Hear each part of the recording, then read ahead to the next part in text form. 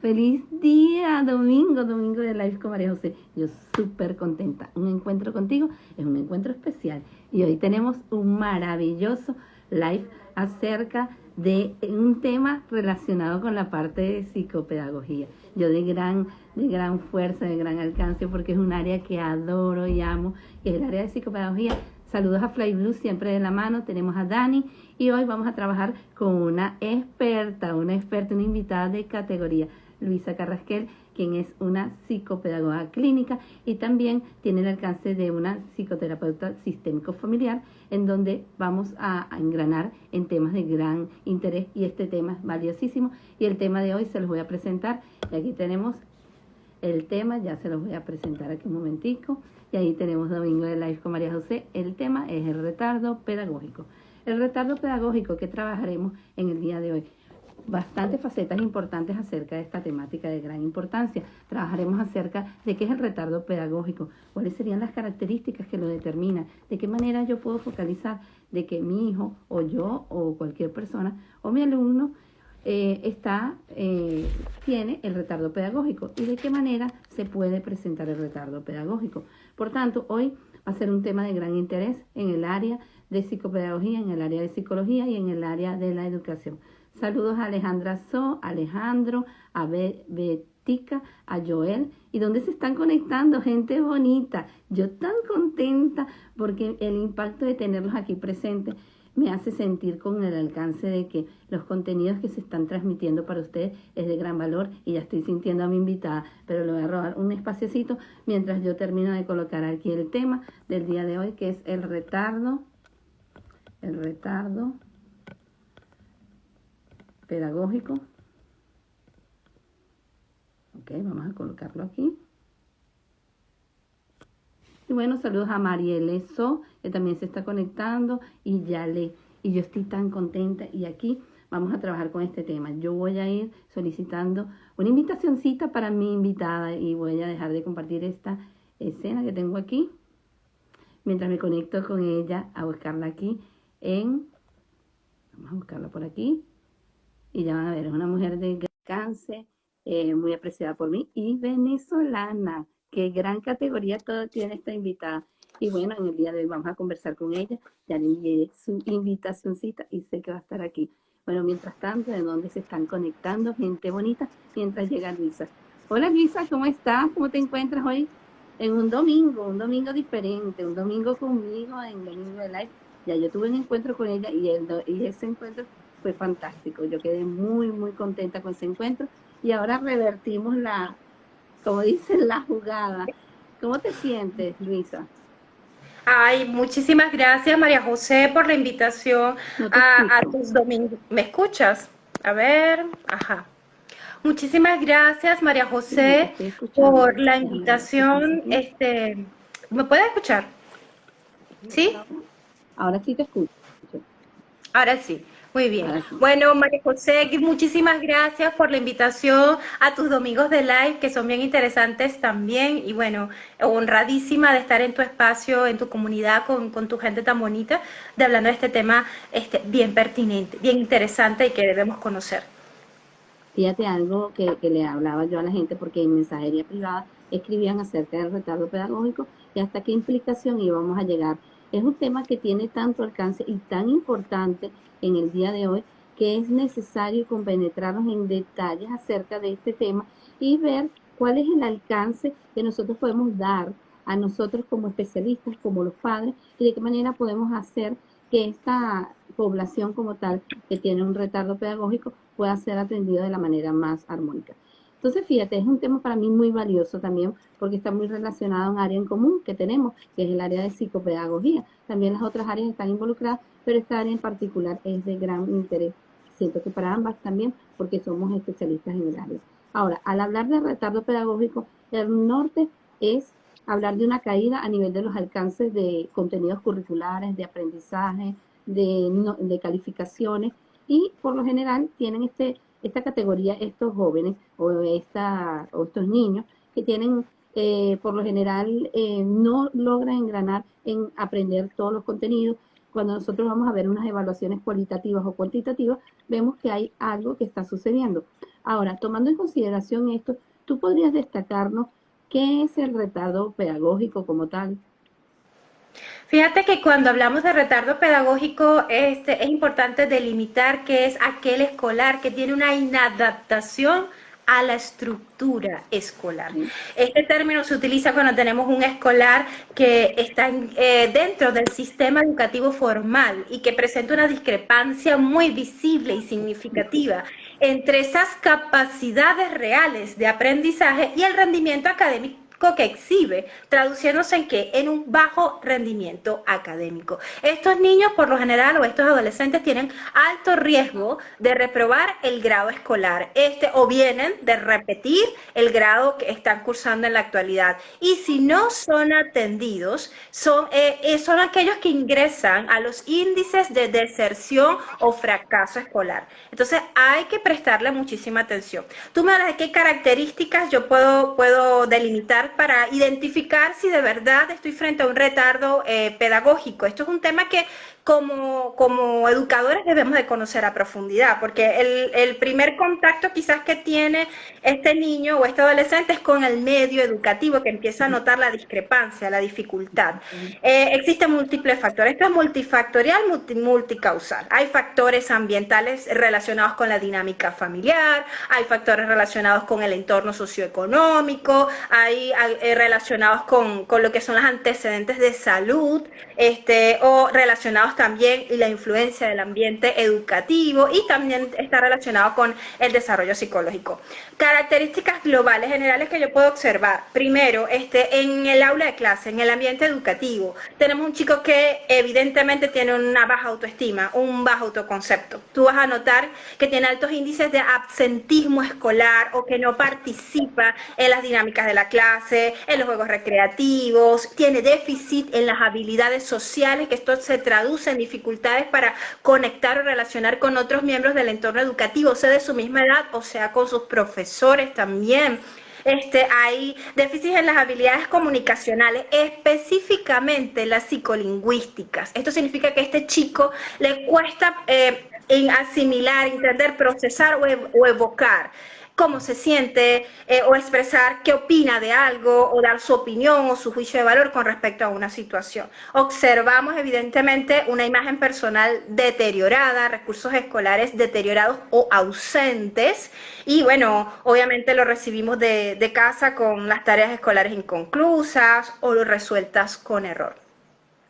Ok, miren, claramente allí Luisa nos ha dicho características bien importantes. Se evidencia una caída bastante considerable en la parte de aprendizaje y de contenido, como les había dicho, pero también hay unas características bien determinadas en donde se ve que hay un joven, un niño que tiene una baja autoestima, que refleja también esto a nivel de su actuación o de su interacción social. Es un niño también que tiene un contexto de retraerse al medio social y por tanto hay una repetición constante de grados o de materias que son aplazadas.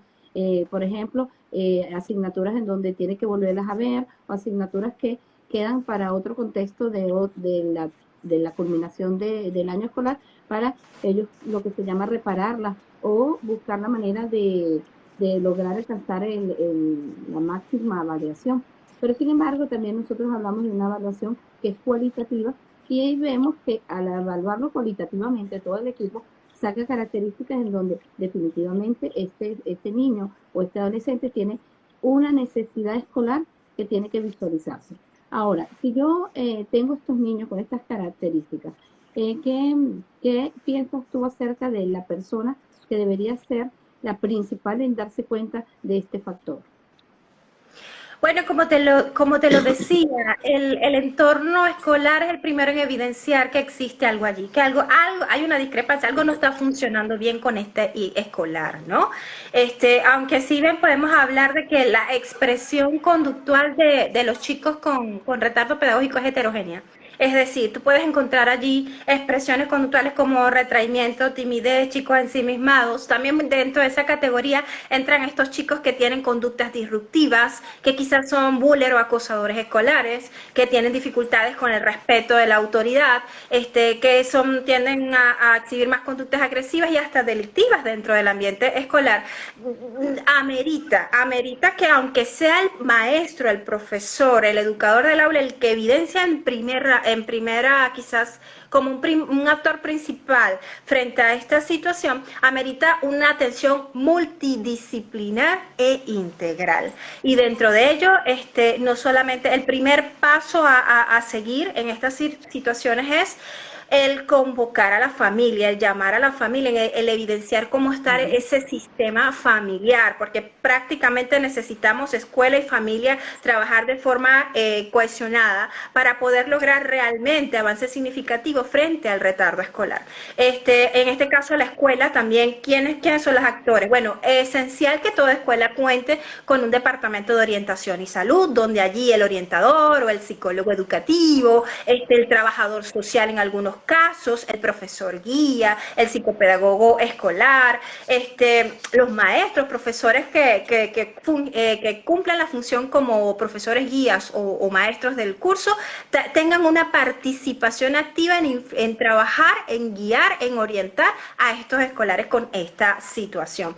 En caso de que también sea necesario, otro de los actores que amerita que se involucren en lo que es la atención del retardo pedagógico cuando hay situaciones especiales, ya hay los organismos suprainstitucionales, todos aquellos encargados en la educación, protección de los derechos de la niñez, de la infancia, la niñez y la adolescencia. En este caso, por lo menos yo estoy en Venezuela, nuestro país cuenta con la estructura de lo que es la figura del defensor escolar, las defensorías escolares que atienden estos casos donde se evidencia un retardo pedagógico y se busca ofrecer ese equipo multidisciplinario para la atención de este escolar, y en algunos casos también los consejos de derecho, los consejos de protección de niños, niñas y adolescentes.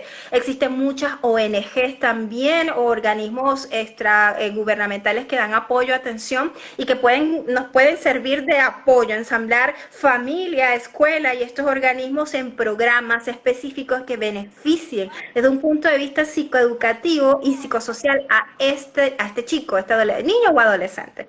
Pero es una participación integral. ¿Quién guía el proceso? Bueno, todos tenemos parte. Todos estos actores que te acabo de mencionar, es importante que se involucren en el trabajo del tema del retardo pedagógico y sus riesgos, porque vuelvo y repito, un retardo pedagógico no atendido tiene una alta probabilidad de derivar en lo que sería la deserción escolar, lo que sería el fracaso escolar. Y obviamente una persona que tiene fracaso escolar, que no se prepara, que quizás no tenga un certificado válido a nivel de escolaridad, pues tiene muchísimo más riesgo psicosocial de caer en drogas, de caer en alcohol, de adicciones, o de sumarse a pandillas, o digamos que de alguna otra manera incurrir luego al tener dificultades para acceder al mercado laboral en conductas de riesgo y conductas delictivas.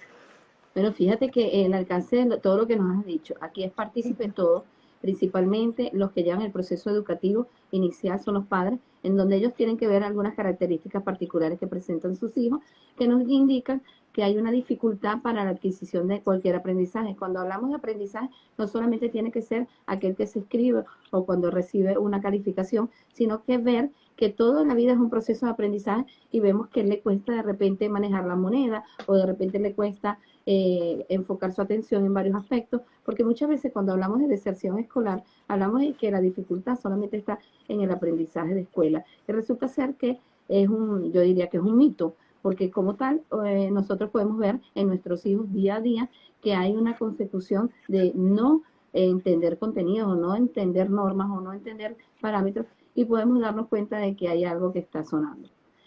Cuando nosotros hablamos del retardo pedagógico hay una profundidad en el tema grandísimo porque el retardo pedagógico se deriva de muchísimas causas y en este en vivo yo quería plantearle a la gente cuáles serían las posibles causas que podrían determinar esto y si en estas causas está posiblemente insertado alguno de sus hijos adolescentes. Entonces, fíjate, entre el estudio de profundidad en el retardo pedagógico, bueno, no voy a decir los años porque me delato, ¿no? Pero en toda la carrera que tengo como tal en el área de psicopedagogía, el retardo pedagógico como tal tiene muchísimas variables. Y inclusive yo diría que hoy en día se utiliza el retardo pedagógico con otros nombres, como un TDAH. Entonces, ¿qué pasa? Por ejemplo, hacen una connotación de buscarle la misma inquietud, de que sean iguales, y no lo son.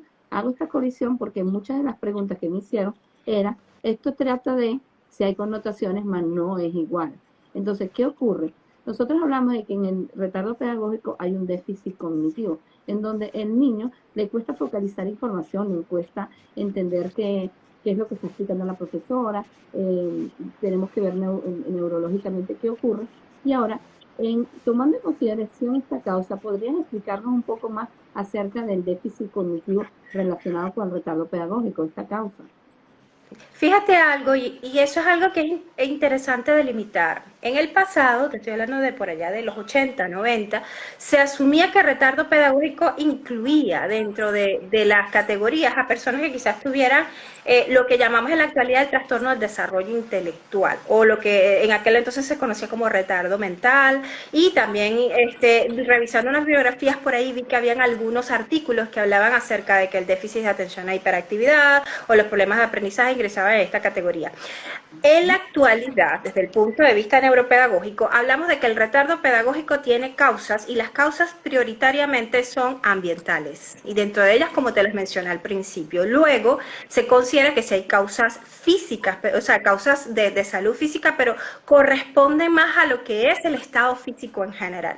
Cuando ya te estamos hablando de un chico que quizás tenga un compromiso o un déficit cognitivo leve, moderado, mayor, podríamos estar hablando realmente de una discapacidad intelectual y ya entra dentro de lo que sería los trastornos del neurodesarrollo.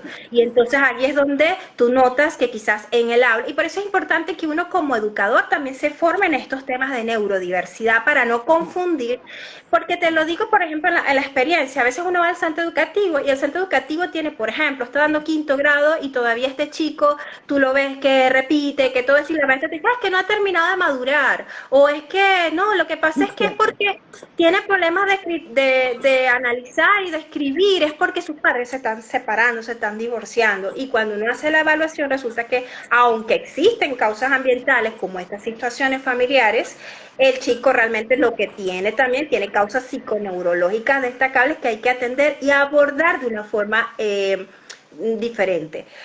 Cuando hacemos alusión a que en el retardo pedagógico existen déficits cognitivos, nos estamos refiriendo a que la mayoría de los alumnos que presentan dificultades tanto emocionales como conductuales presentan leves alteraciones del desarrollo cognitivo. ¿Sí?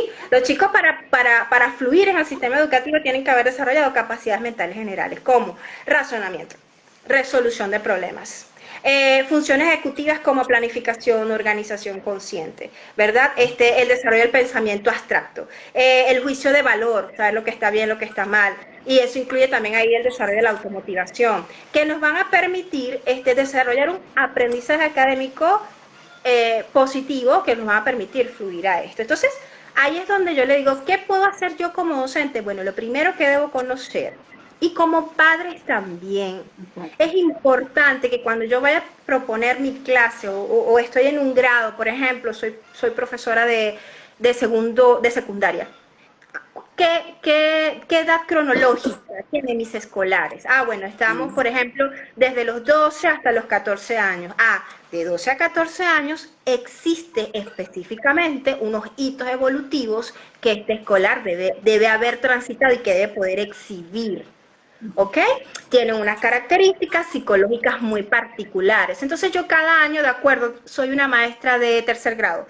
Bueno, tengo este grupo etario de estas edades. Bien, ¿cuáles son los hitos evolutivos que tengo que esperar que estén presentes en este grado? Y las características psicológicas que tengo que tomar en consideración presentes en este área que me permitan a mí saber cuando un chico realmente no está fluyendo dentro de quizás el sistema educativo o lo que yo le estoy proponiendo como actividad académica, porque este niño de repente sí puede cursar con un trastorno del neurodesarrollo, dentro de ellos está el trastorno del desarrollo intelectual que te estaba hablando, el Ujú. déficit de atención con hiperactividad, el trastorno específico de aprendizaje, hasta el trastorno del espectro autista que se presenta en grado leve, puede dar señal y puede ser confundido muchas veces con lo que sería un retardo pedagógico, y el niño presenta retardo pedagógico aún teniendo una capacidad intelectual elevada. Entonces son indicadores que uno tiene que tener mucho cuidado. Voy a preparar mi clase tomando en consideración los hitos evolutivos, tengo que saber sobre neurodiversidad y tengo que identificar que en respecto a este tema, para que no me surja un retardo pedagógico, yo tengo que buscar la ayuda del Departamento de Orientación de mi centro escolar. Si mi centro escolar, como sucede por lo menos en la ciudad donde yo estoy, hay muchos colegios privados que de repente no tienen un departamento de orientación bien conformado, o públicos donde ahorita hay solicitud, escasez de profesionales en el área de aula integrada, en el departamento de orientación, de bienestar escolar. Bueno, hacer las referencias respectivas para que se pueda dar el abordaje, porque si no existe un trastorno del neurodesarrollo, un docente tiene muchas posibilidades y recursos, herramientas para poder abordar este caso del niño y resolver esto y que el niño avance, pues. Pero cuando hay un trastorno del neurodesarrollo, ya ahí sí hay que incluir a los especialistas también que yo me permita conocer cuál es la propuesta educativa que estos me ofrecen para yo poder abordar esta situación con el escolar. Entonces son aspectos que hay que tomar en consideración. Exacto. Fíjate que las características determinantes de un déficit cognitivo pueden ser diversas, inclusive el docente tal vez no cuenta con toda esa información, esa vasta información, no porque no tenga el interés, sino que realmente no está tan relacionada en el área, y siempre debe haber este acompañamiento que tú nos estás hablando del departamento. Por ejemplo, en Venezuela yo participé en el Departamento de Bienestar y Protección Estudiantil por Uh -huh, muchísimos años, y es un departamento que constaba con varios especialistas, y es uh -huh. darse cuenta de que existe un muchacho donde yo no le pongo una etiqueta, porque entre las causas que me habías hablado, es que no, él está en su mundo. Ah, no, porque él es así, no, él está de buena o está de mala. ¿Qué pasa con esto? El problema no es que esté de buena, de mala, o si hay un divorcio o no hay un divorcio. El problema es que no me está, y él no está rindiendo para aprender. Y el norte de la educación es que cualquiera de los alumnos que yo tenga en mis manos sean una plastilina que yo moldee y que se lleve un aprendizaje de vida. Entonces, cuando esto no está ocurriendo, yo tengo que llamar a capítulo qué es lo que está pasando. Si es este factor o no es este factor. Ahora, ¿qué conlleva a esto? Hay niños en las aulas de clase que se ven muy claramente que miran a las ventanas, miran para los otros focos, y definitivamente decimos, no, es que él es distraído, ah, no, que él es que no focaliza, ah, no, que toda la vida a él no le ha gustado hacer esto. Ahora, si él no toda la vida le ha gustado esto, o ve para los lados, ¿qué está pasando tú como docente para poder organizarte en cuanto a llevar un registro? Porque esto es muy importante, registrar qué conductas hay, que me digan a mí, porque también es muy delicado hablar de un trastorno del neurodesarrollo cuando definitivamente no lo es. Entonces, ¿qué ocurre? Hay características muy particulares que yo debo ir llevando registro, e incluso los padres llevar el registro, y al tener este convenio de características, ir a un especialista para que él nos dé un foco en qué atenderlo. Porque ¿qué ocurre? Cuando de repente cuando hay un déficit cognitivo, al yo poner etiquetas, al yo poner calificativos, yo lo que hago es que el niño, si no quiere, se aleja más. Y el problema es que él no digiere toda la información, que es algo importantísimo que la gente debe saberlo. Bueno, Uh antes -huh. de formularte las preguntas, que hay muchísima gente mandándote saludos. Saludos a Rosana, a Maciel, a Felicidad, a toda esta gente bonita que también hay que saludarla. Pero yo quería que tú nos dijeras, por lo menos, aquellos niños que se ven en las aulas de clase, que se ven que son como distraídos, son dispersos, sería una de las características muy particulares del retardo pedagógico. Sí, fíjate algo, es que la atención es una de las funciones esenciales para el aprendizaje. Si yo no puedo atender, yo no puedo aprender. ¿Sí? Y obviamente cuando hay una situación de inatención, obviamente tampoco va a haber aprendizaje. Entonces, sí es una característica esencial, básica, en lo que es el retardo pedagógico. Eso sí, No toda, y tal cual como tú lo dices, no toda persona que tiene problemas de atención tiene un déficit de atención e hiperactividad, el título, como tú dices, la etiqueta. Pero el retardo pedagógico incluye niveles de atención que se deben a veces a factores, y ahí es donde es importante la intervención también en cooperación con la maestra, con el profesor, el departamento de orientación o en su efecto los profesionales foráneos. Porque la inatención a veces se puede deber a la alimentación, a factores nutricionales, a factores biológicos. Un niño que no desayuna, que va al colegio de repente en la mañana y no desayunó o no cenó, es mentira que va a tener niveles de atención óptimos para el aprendizaje. Un niño que está atravesando quizás una situación comprometida o disfuncional en la familia, divorcio, separación, estos niños que quizás están atravesando un duelo migratorio porque se tuvieron que ir de país o lo cambiaron de colegio, o quizás están padeciendo de situaciones dentro del entorno escolar, un docente coercitivo, autoritario, o viviendo una situación de bullying, no va a tener los lapsos de atención necesarios para hacerlo. Entonces de allí la importancia de observar, estoy teniendo dentro del aula un chico que presenta inatención, inatención, bueno, tengo que determinar de dónde viene. Si es desde un punto de vista psiconeurológico, que sería un trastorno por déficit de atención e hiperactividad, que allí amerita un abordaje muy particular, o si las causas de la inatención corresponden a los otros factores que yo te mencioné. Entonces, por eso la evaluación neuropsicológica es esencial. Por eso es importante que ese educador vaya tomando nota. De hecho, es importante que al redactar el informe de referencia, el educador señale estos aspectos, cuántas veces a la semana ha notado esta misma situación, qué ha hecho, qué estrategias a lo mejor quizás didácticas ha utilizado para gatillar o detonar la inatención, y sin embargo sigue exhibiendo la misma situación con el escolar allí, dentro del aula. Y bueno, sí, identificar, porque si hay que hacer un abordaje con la familia, entonces obviamente se aborda la familia, pero si el caso es nutricional, bueno, ahí tenemos que hacer otros movimientos, llevar al niño al pediatra o al médico de familia, obviamente para llevarla a hacer exámenes, conectar con el nutricionista, apoyar a la familia también, cómo está el estado económico de esta familia, quizás hasta los padres recibir orientación dentro del entorno educativo para manejar hábitos de sueño. Yo te lo digo porque me acuerdo de la experiencia en el primer colegio en el que yo trabajé. Llegaban estos casos, ¿no? Que el niño no se concentra, no atiende y obviamente tiene un bajo rendimiento académico. Y a veces te das cuenta que era que hasta en casa no había hábitos. El niño se acostaba a las 12, 1, 2 de la madrugada, nadie estaba pendiente de dormirlo, de crearle una estructura, ¿sí? Y es importante destacar, la atención es el primer paso para lo que es aprender. Entonces, cuando yo no puedo atender, no puedo aprender. Tengo que estar atenta de estos estudiantes que mientras yo estoy facilitando la clase, no están prestando atención porque algo está pasando allí. Y esto va a afectar, o sea, ¿cómo está su atención?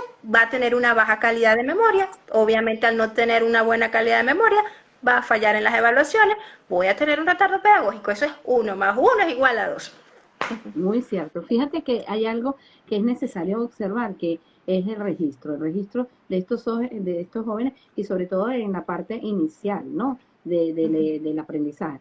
Es necesario darnos cuenta de la importancia de tener un registro inicial donde yo tenga, como decir, el contexto de cómo llegó, de qué características tiene, y esto se pierde muchas veces y se va dando que el docente después es que se da cuenta, pero después que se dio cuenta que también en el inicio pasaban situaciones así.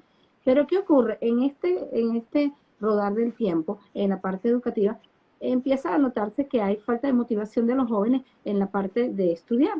Y también esto conlleva a diferentes problemáticas a nivel psicológico. ¿Por qué? Porque de repente vemos a chicos en donde tienen baja autoestima o no tienen interés, y muchas veces se convierte esta actitud en niños también un tanto desafiantes, pues, que buscan llamar la atención en las aulas de clase, agrediendo o de repente diciendo malas palabras o buscando el contexto de cualquier conducta que sea disruptiva, que salga del contexto escolar y alterar el ambiente. Ahora, ¿qué ocurre con esto? Yo puedo decir como docente, es que no quiere hacer nada, es que no está para nada dispuesto a... Y ahora yo tengo que darme cuenta de que si alguien no está dispuesto, tengo yo que buscar la disposición de él.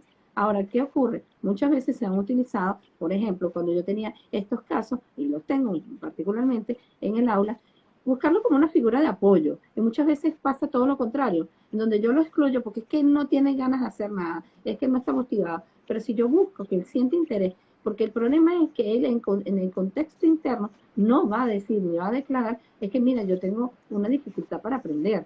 Es el adulto que está con este joven o con este niño que debe indagar este aspecto. Ahora, en la manera de que se observa este caso de falta de motivación, conductas disruptivas, desafiantes y el contexto que cambia el escenario del aula escolar, siempre con la connotación de que él mantiene el bajo rendimiento escolar, aunado a que no le veo interés para poder hacerlo. Ahora, ¿de qué manera podrías decirnos tú que podríamos ayudar a este joven o a este niño para que él encaje en que sea tomado en cuenta y que se dé cuenta, mamá, papá, profesores, mira, tengo un problema que se llama autoestima derivado a que me cuesta aprender? Sí. Bueno, fíjate algo, y allí es importante entender que si estamos hablando de niños y si estamos hablando de adolescentes, para poder fluir a veces en el sistema educativo necesitamos la automotivación. La automotivación es la capacidad esa intrínseca interna que yo tengo aquí de querer hacer las cosas para lograr mis metas escolares, mis metas educativas en este contexto.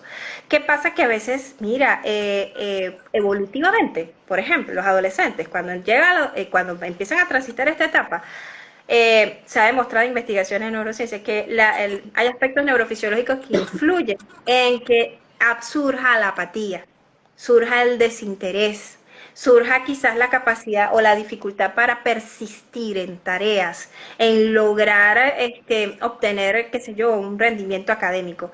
Entonces, allí es donde es importante la sumatoria familia, escuela, para poder intervenir en estos casos donde hay escasa motivación al trabajo escolar.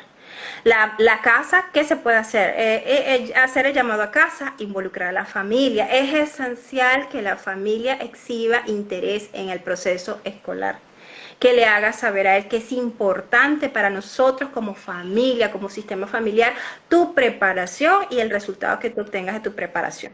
Obviamente si amerita, si ese resultado de que haya este bajo rendimiento académico obedece a causas, por ejemplo, como una condición o causas ambientales como la estoy describiendo, nosotros como familia comprometernos a trabajar, si es de llevarlo a terapia, si es que tiene que hacer un deporte, si es que tengo que incluir dentro de sus actividades educativas algo que sea interesante para él, que le permita trabajar esos niveles innatos de automotivación para persistir en las tareas. Yo te puedo hablar, por ejemplo, una experiencia, tengo un caso de un chico que es extremadamente inteligente, tan inteligente que él no necesitaba escribir la clase para recordarse qué fue lo que la profesora explicó.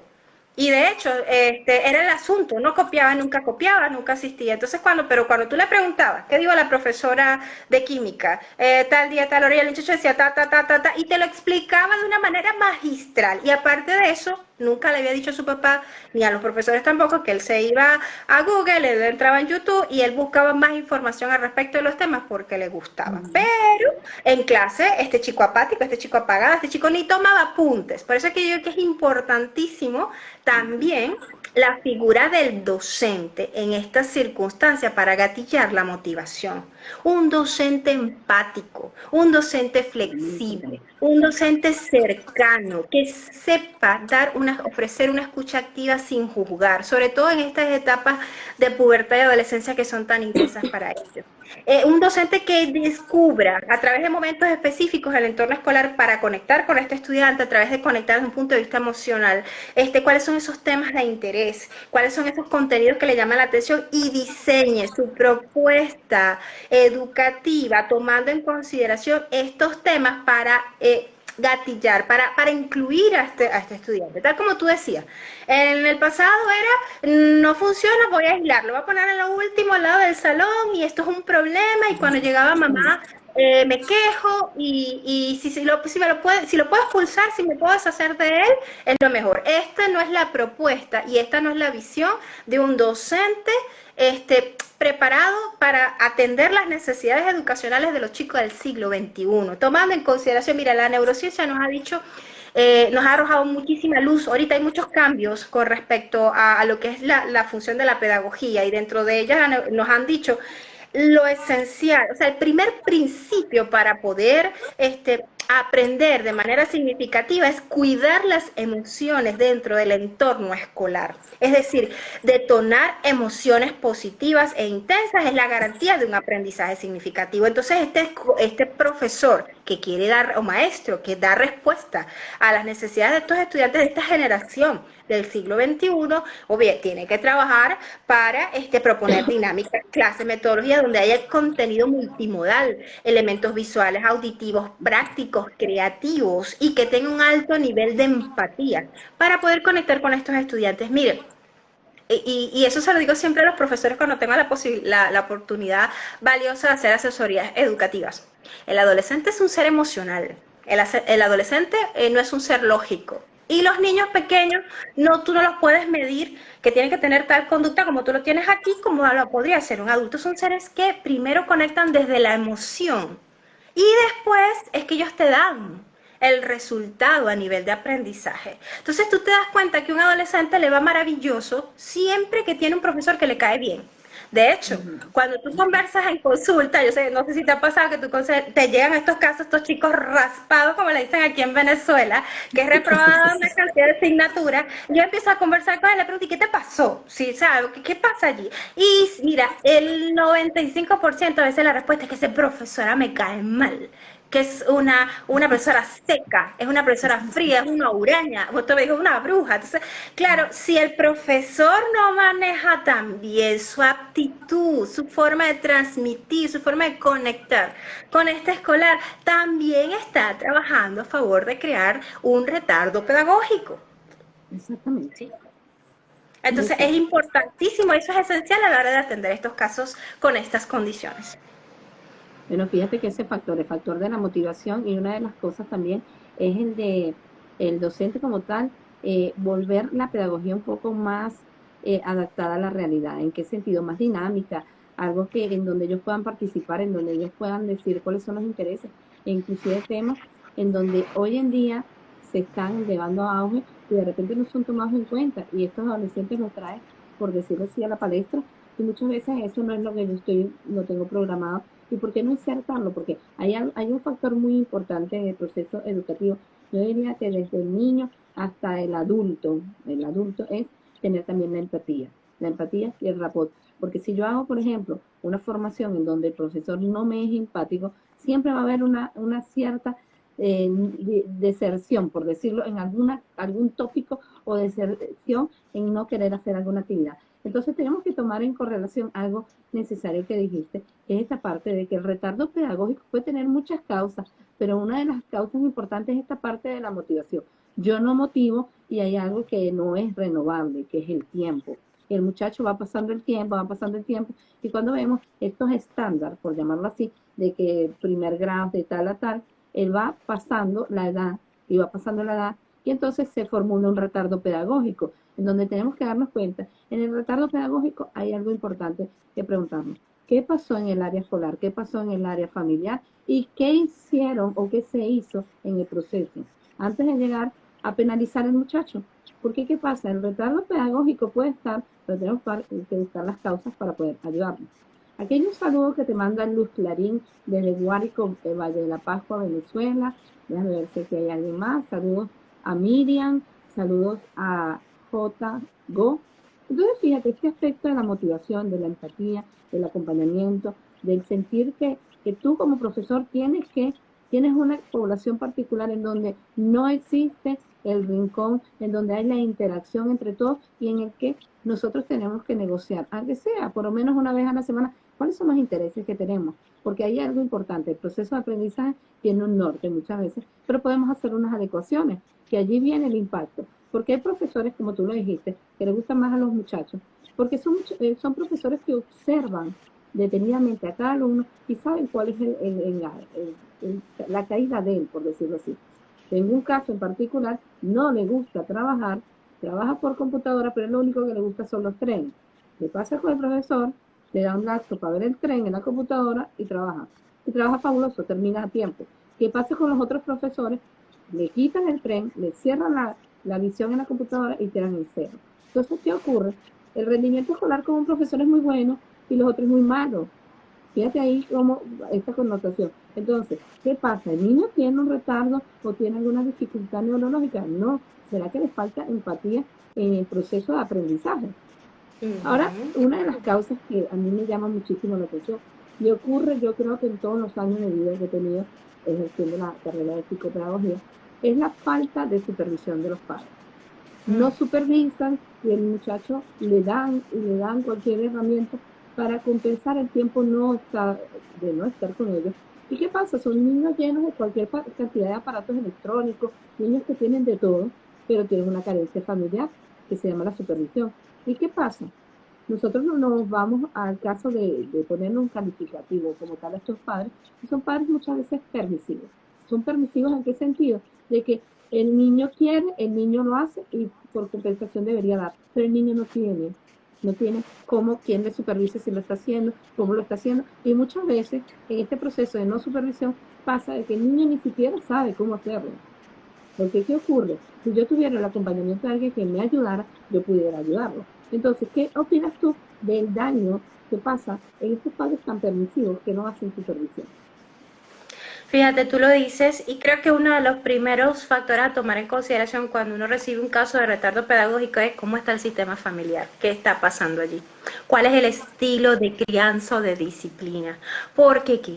Parte de lo que es tener éxito a nivel educativo, a nivel social, a nivel laboral, incluye mucho lo que es lo que aprendiste de casa. De hecho, siempre se habla, ¿no? De que uno sale de casa con las normas instauradas, con los valores ya aprendidos de mamá y de papá. Entonces, ¿qué pasa con estos padres de estilo permisivo? Esto es un riesgo.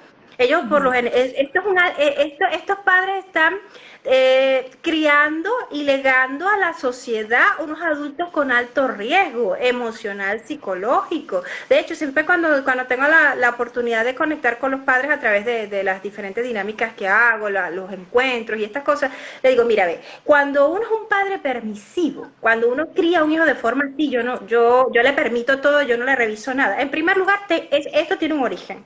Y por lo general el origen es un padre que está lidiando con su situación infantil, que a lo mejor fue extremadamente traumática o que también tuvo muchos déficits emocionales porque también fue abandonado por sus padres y está replicando esta situación con los padres. Estos padres ameritan atención psicoterapéutica sí por sí.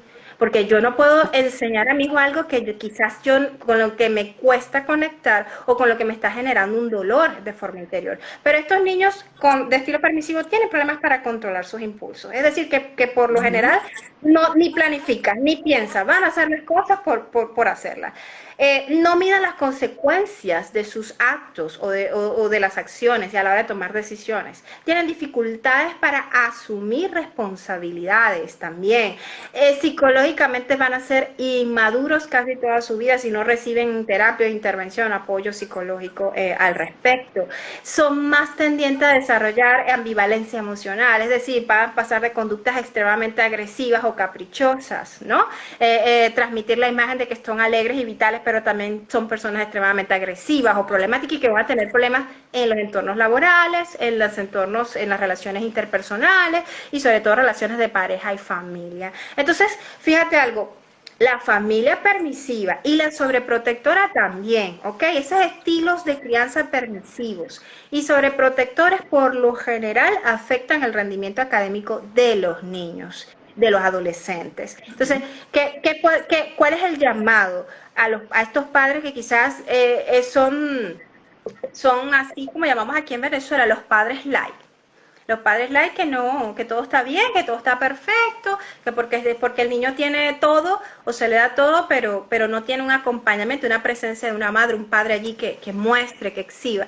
El llamado a estos padres es decir, mire, hay que trabajar esto porque esto es lo que vas a crear y que es importante que te involucres porque un niño, un adolescente apenas está en un proceso de desarrollo. Y mientras está en ese proceso de desarrollo, amerita, necesita, es esencial para la conformación de una personalidad, una salud mental, que tenga la presencia desde un punto de vista psíquico e instrumental de una madre o un padre que aporte estructura. Esto es esencial, lo necesita, y hay infinitud de investigaciones relacionadas al tema donde se habla de que los niños que vienen de un ambiente donde existen normas claras, donde existen deberes asignados con responsabilidad, donde existe una madre o un padre que hace ver la importancia de la preparación, del orden, de la limpieza, de los hábitos, del autocuidado, son adultos que progresan, que prosperan, que tienen relaciones interpersonales más saludables, que son más exitosos a largo plazo. Entonces, es esencial, hay que hacer el clic, hay que trabajar en eso. Exactamente, fíjate que esa connotación de esto, de este preámbulo de padre, es necesario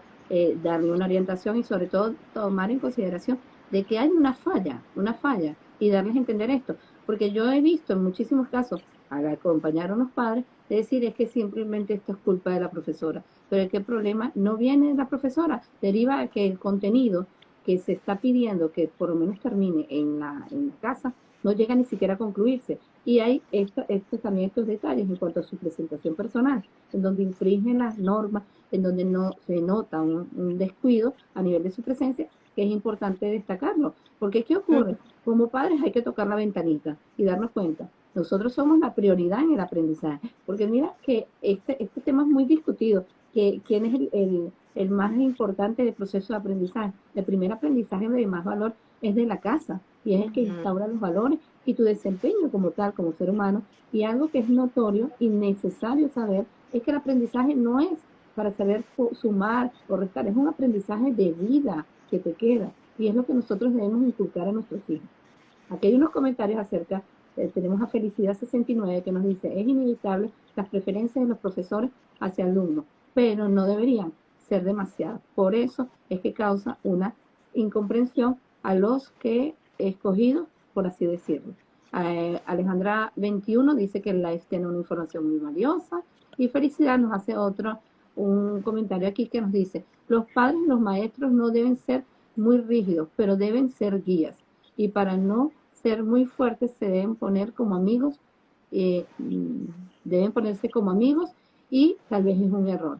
Fíjate lo que yo entiendo que ella nos está planteando, es que esta rigidez tampoco es accesible en el proceso de aprendizaje, porque tenemos que ser flexibles, tanto como nuestros hijos, como darnos cuenta como alumnos. Porque ¿qué ocurre? Yo no puedo agarrar y decir, es que yo te voy a decir como me enseñó mi mamá. Primero que son dos épocas muy distintas, y esto es un error que ocurre totalmente en toda la vida del docente, ocurre estos detalles. Y nosotros tenemos que darnos cuenta de, primero, que la tecnología va en avance. De repente en la época de nosotros no era así. Darnos cuenta de qué valor tiene la tecnología, porque eso es un factor también que desencadena un retardo pedagógico, la tecnología, y el no darle espacios al alumno a tener acceso a la tecnología. Es algo importante tomar en cuenta. Entonces yo no puedo reprimir algo que está en popa, que es parte de la vida. Yo no le puedo decir a un chico, no veas un celular cuando veo que hay un compendio de chicos alrededor que lo pueden estar haciendo. Esto es un tema muy discutido. Aquí tenemos a Alejandro 21 que nos dice, en esta nueva generación de porcelana se ven más acentuadas estas alteraciones en el aprendizaje. Sí. Entonces, fíjate, comentarios que tienen gran valor. Aquí tenemos otro de Felicidad que nos dice, ¿cómo hace un padre para cortar la cabulla, como dirían acá, luego que le doy la mano y el hijo se pone agresivo cuando se le dan las normas? Bueno, fíjate, tomando en consideración todos los comentarios que me diste. En primer lugar, un docente óptimo para la generación del siglo XXI tiene que estar atento para poder ser efectivo en este proceso de enseñanza-aprendizaje. En primer lugar, se tiene que atender a sí mismo. Y siempre hago alusión a mis posts de que, mira, también nosotros como docentes, como facilitadores, tenemos que trabajar sobre nuestras heridas personales, nuestros sistemas de creencias, porque todo eso influye en la calidad de mi proceso de aprendizaje. Mira, hay investigaciones significativas en el área de superaprendizaje y aprendizaje acelerado que nos revela que la actitud del profesor depende en nuestro cerebro a nivel inconsciente más del 75% de la capacidad de este estudiante a aprender. De hecho, el profesor que crea un ambiente tenso, un ambiente negativo, un ambiente coercitivo, puede tener los genios de los genios dentro de esos salones de clase, los alumnos élite, de más alto rendimiento académico, y estos chicos pueden fracasar debido a la actitud, a la forma de comunicarse y a la forma de transmitir la información. Entonces el llamado no es es aprender a ser equitativo, equilibrado, flexible, tal cual como lo dije. Flexible no significa que yo voy a dejar que los chicos hagan todo lo que quieran conmigo y que yo voy a tener ese salón vuelto un caos, que eso también es como una interpretación errónea cuando se habla de las necesidades de los escolares en la actualidad. La otra cosa, decía uno por allí, la generación de porcelana. Mira, yo pienso que esta generación de porcelana no tiene nada. De hecho, va a ser una de las generaciones más fuertes que ha legado la humanidad. ¿En qué sentido? Son los chicos con más conciencia emocional que ha dado la humanidad. Son chicos que están más conscientes de lo que sienten, son chicos que están más conscientes de lo que quieren y de cómo conseguirlo.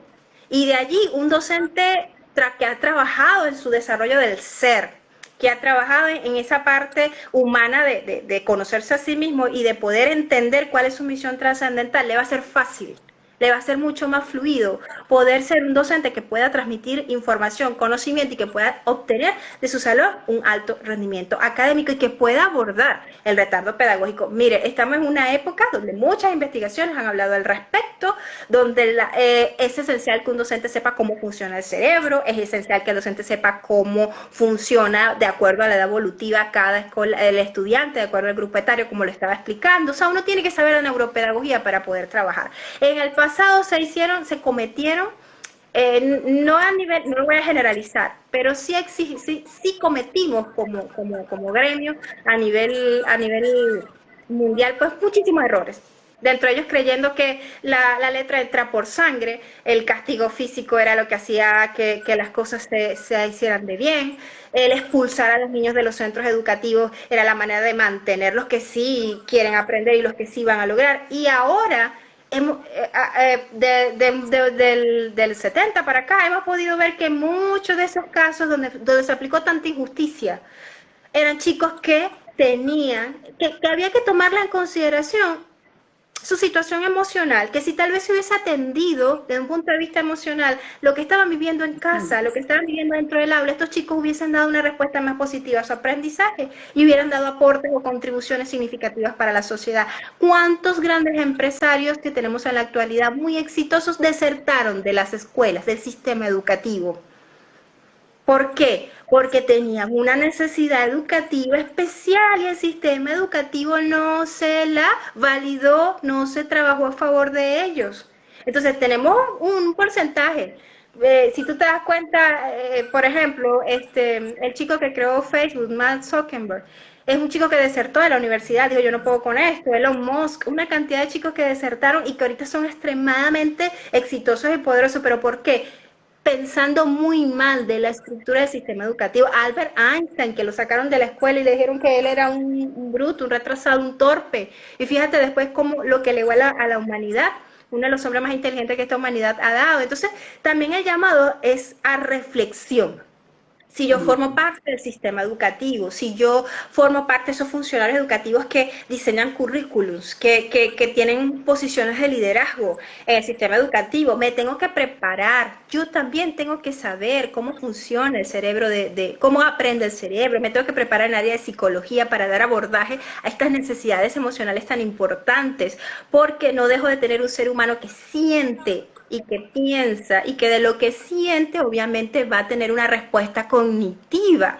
Okay. ¿Sí? Y con relación a la madre que preguntó por allí, ¿qué puedo hacer si yo lo llevo agarradito de la mano? Mi amor, a veces uno tiene que ir a hacer su evaluación con un profesional, no hay consejos. Yo siempre lo he dicho, yo no soy muy poco de dar consejos genéricos a situaciones que ameritan una exploración profunda para poder llegar a delimitar qué es lo que está pasando. Porque si yo no sé cuál es la causa y no la puedo identificar, no la podemos trabajar, no la podemos abordar de forma asertiva. Entonces es como una expresión que utilizamos aquí en Venezuela, muy graciosa, que es andar tirando flechas, a ver a dónde cae. Y sí, haciendo alusión a nuestros ancestros aborígenes, andando tirando flechas ya ve qué es lo que puede ser. Y no es la idea, no, no es la idea. La idea es dar una respuesta apropiada, ser acertada. Entonces, por eso nosotros los psicopedagogos somos personas que estamos dentro del entorno educativo vigilantes, atentos y obviamente conectamos con la familia, conectamos con los profesores y tenemos ambas versiones para poder ofrecer la propuesta de aprendizaje más acertada para este escolar. Bueno, fíjate que difícil es para, y la gente de repente no conoce este contexto, o las que están en el área, es difícil entender a veces la labor que tiene el psicopedagogo en esta supervisión y en el cambio de creencias, que muchas veces lo has mencionado, de que se den cuenta de que yo no puedo agarrar y a la deriva dar comentarios, hacer comentarios de lo que yo no he indagado o que realmente no me corresponde a mi disciplina. Porque, por ejemplo, si yo estoy viendo que ya el déficit cognitivo abarca más de motivación, abarca más, yo tengo que ir a un contexto de un especialista, un neurólogo, un pediatra, tengo que ir a la connotación de alguien que me dé un apoyo. Pero tenemos que darnos cuenta que el proceso del retardo pedagógico será de una connotación muy importante, que lo has dicho tú desde el inicio, es la deserción escolar, lo cual no debe ocurrir en el ámbito educativo. Nosotros darnos cuenta de cuántas veces con nuestra manera de hablar empujamos al muchacho a que él tome la decisión de que yo no quiero, no me interesa, e incluso he tenido casos que estando el padre me dicen, ya tú no sabes que yo no quiero venir para acá, la escuela no me gusta. Entonces, ¿qué pasó en ese proceso para que él llegara a los 13 años, a la adolescencia? Porque pasa muchas veces en la adolescencia como que se dispara esta emoción de manifestar cuáles son los intereses y que no me interesa. Definitivamente el chico manifiesta esto al padre y el padre muchas veces yo veo que dice, pero ¿por qué? ¿Pero por qué? Porque el proceso no fue bien llevado. Y hay algo importante, cuando tú te haces el acompañamiento, disculpa, tú te das cuenta muy bien, Luisa, que hay falta de muchos procesos que no fueron llevados a acorde. No hubo una supervisión de darme cuenta que le costaba aprender. No, pero es que él es malo para la matemática. No, señora, es que hay una dificultad grande. Entonces, darnos cuenta de esta realidad. Disculpa. Ahora tenemos a Felicidad que nos hace este comentario. La verdad es que cualquier nivel, todas las conclusiones a priori, sin indagar, a buscar opiniones de la gente experta, es malo. Fíjate lo que ella nos está planteando. Yo no puedo decirle gotas mágicas cuando yo no sé qué es lo que está ocurriendo. Porque es lo que yo digo, yo no tengo aquí, señor, una varita mágica para poder yo llegar a la profundidad de lo que está pasando en su cerebro. Quisiéramos tener la varita mágica de decir la solución es esta y es mágica, pero no, en esta área no la hay, ¿verdad, María? Exacto. Fíjate que hay algo importante. Yo quería hacer esta observación a las personas que están comunicadas aquí, que están con nosotros, que el tiempo se nos está acabando y yo quisiera profundizar más este punto de este tema. Yo quisiera ver si la gente quisiera la segunda parte de este tema, porque tenemos que ir concluyendo lo que hemos hablado. Y hay muchas causas todavía por tocar en el área del retardo pedagógico. Ahí les dejo este interrogante, podemos irnos para la segunda parte, vamos a ver qué dice mi gente bonita, pero mientras tanto, esta parte del acoso escolar, esta parte de la no empatía del profesor, esta parte de los padres que no influencian de una manera asertiva, de qué manera vemos que esto es latente día tras día en las aulas escolares. ¿Qué piensas tú? Aquí nos está diciendo Alejandra 21 que sí le gustaría la segunda parte. Podrías acompañarnos a la segunda parte, Luisa, para poder profundizar muchísimo más este tema, porque este tema tiene muchísimas aristas, e inclusive la deserción escolar es algo muy, pero muy importante que tenemos que manejar, porque mi hijo llegó a querer ser comerciante, por poner un estándar, ¿no? Y no quiso estudiar más, porque se indagó en esta parte, de repente hay algo que faltó. Entonces estas interrogantes son importantes. Ahora fíjate, yo tengo que cerrarlo porque ya me queda muy poco tiempo, pero yo quisiera que nos dieras una conclusión de lo poco que hemos hablado acerca del retardo pedagógico. Bueno, es esencial en primer lugar que nosotros como la escuela tiene una postura muy poderosa frente a esta situación, ¿ok? Como docentes prepararnos, educarnos en el tema, leer mucho con respecto a cuáles son las causas que pudieran estar trabajando en contra de que el aprendizaje se dé de forma significativa. Obviamente pues la familia es esencial, de ahí es importante y por eso siempre he dicho, la escuela tiene un poder mucho mayor como un actor social para poder crear cambios, modificaciones significativas en las familias. Las escuelas pueden crear tranquilamente programas que estén orientados a educar a esos padres que quizás no saben, no tienen una educación emocional óptima para poder atender, apoyar a sus hijos en lo que es el proceso de educación, el proceso escolar, y por eso es importante que seamos muy proactivos al respecto. Con respecto a la sociedad, bueno, todos los actores estamos llamados, estamos involucrados en el asunto. A veces decir, bueno, como no le pasa a mi hijo, no le pasa no me toca personalmente, pues yo puedo ver que el niño está en una situación allí de riesgo psicosocial o que está en una situación de riesgo educativo. Yo voy a dar mi clase, hoy me voy a centrar en dar mi clase nada más y no conecto emocionalmente. Mira, es esencial que antes de mirar a ese individuo como un ser que tiene que aprender, lo miremos como un ser humano. Y si las necesidades del ser como tal están trabajando o están deficitarias, no va a haber aprendizaje. Entonces yo sí puedo como maestro, yo sí puedo yo como madre tengo que estar atenta y cuestionarme. Es importante que me cuestione como madre, como padre, qué estoy haciendo, qué me falta por saber, qué me falta por integrar en mis dinámicas cotidianas en la familia, cómo puedo trabajar por tener un entorno familiar que realmente pueda ser un espacio de desarrollo sano, saludable e integral para mi hijo si de repente me toca separarme, divorciarme, atenderme a mí en terapia para poder ser una madre que pueda dar respuesta a las necesidades emocionales, cognitivas, al desarrollo integral de mis hijos. Y Ahora, como Luisa, sociedad... disculpa que te interrumpa, pero es que el tiempo ya está así que corto. ¿Tú podrías Ay, decirme por dónde te podríamos conseguir? Fíjense, mientras yo voy dando tú puedes escribirlo allí para que ellos lo puedan ver, ¿ok? Fíjense, gente bonita.